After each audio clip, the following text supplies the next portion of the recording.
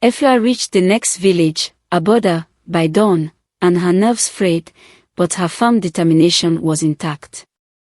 She rented a room from a toothless widow and counted her loot, enough to disappear for good after one more scam. But sleep brought nightmares, a girl's face, her own, screaming as a river swallowed her.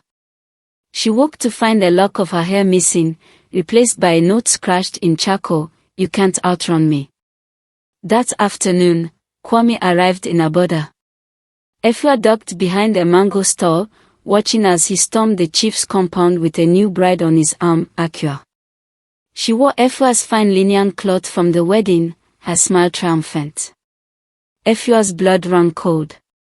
How had Akua found Kwame? And why was she pretending to be her?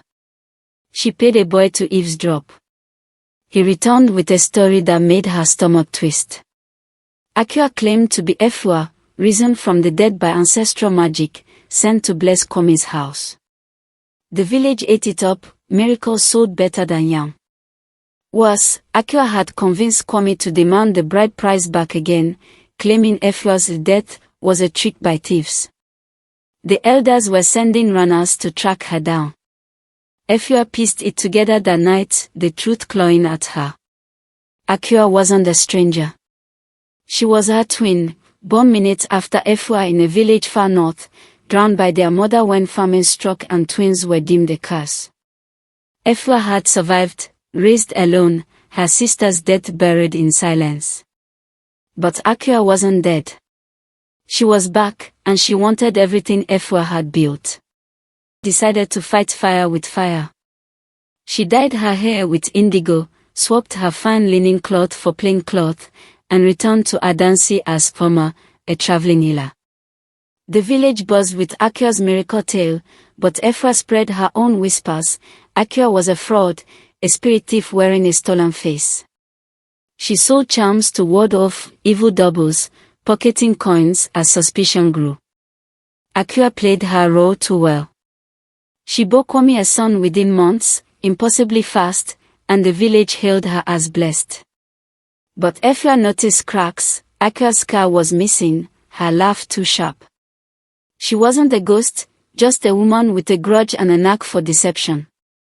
Efua confronted her one night in the cocoa grove, knives drawn. "You're no twin," Efua hissed. "You're a liar who found my story." Akua smirked. "I don't need to be your twin to take your life. Kwame's mine now, and so's your scam." They fought, blades flashing, until Akua pinned Efua, whispering, "I've been watching you for years. Every village, every mark. You're not the only one who can play dead." A rustle in the bushes stopped them. Kwame, eyes wide, holding a machete. "Two of you," he roared. "Witches." He swung, and Efua rolled free, leaving Akua to dodge the blade. She fled, the night swallowing her laughter. Weeks later, Efua hid in a fishing village by the Volta River, her fortune dwindling. Word reached her, Kwame had killed Akua, believing her a demon, and hanged himself in shame. Adansi burned their compound, cursing the twin witches. Efua thought she'd won until a new rumor surfaced. A woman matching her face was scamming chiefs upriver, marrying and dying like clockwork. Efua tracked her down in a village called Nsuta. There she was, Akua, alive, her scar now painted on, her belly swollen with another man's child. "You're dead," Efua stammered. Akua grinned. "So are you." "Kwame's blade missed my heart, but I let him think it didn't.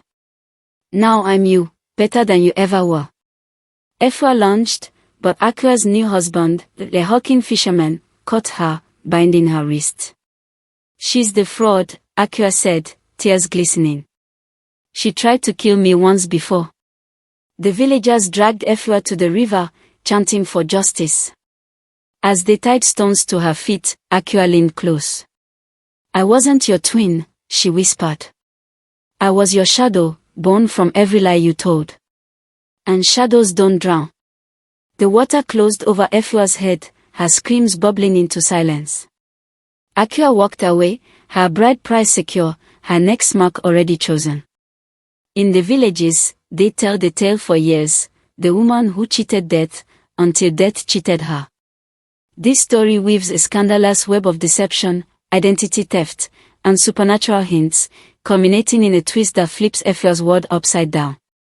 Set in vibrant African villages, it's a modern, edgy tale of greed and revenge. Hope you enjoyed the ride. And thank you for watching.